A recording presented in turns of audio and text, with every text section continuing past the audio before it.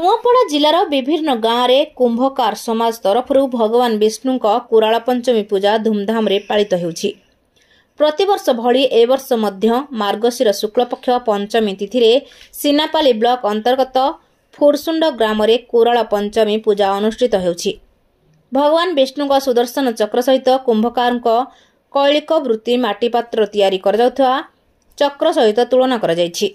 भगवान विष्णु को पूजा कले कुंभकार कौलिक वृत्तिर विकास होगा सहित विश्ववासी कल्याण होता है बोली विश्वास रही।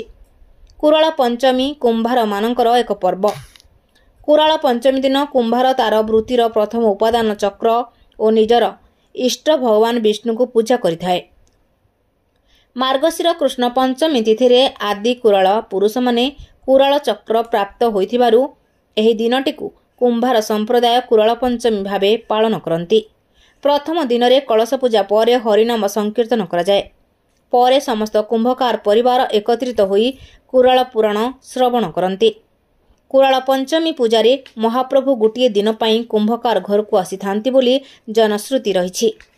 कुराला पंचमी रे कुंभकार सपत्नी को उपवास करी चक्र को वंदापना करिबा परे प्रसाद सेवन करती।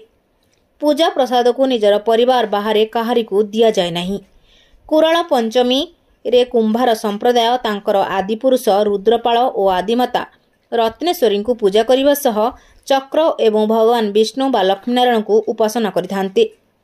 प्रतिदिन सकाळे गोपाल भोग, मध्याह्न रे अर्ण भोग और संध्यारे आळती हेबा सहित कुराला पुराण पाठ करा जाउछि। एभली पूजा को नहीं लोकंक मनरे रहिछि गभीर आस्था और विश्वास। कुंभार शालार समस्त सरंजाम को एही पूजा रे शामिल कर जाय। एही पूजा करिबा द्वारा कुंभकार परिवार निरोग रहिबा सह वर्ष तमाम भल व्यवसाय होइथाय बोली विश्वास रहिछि।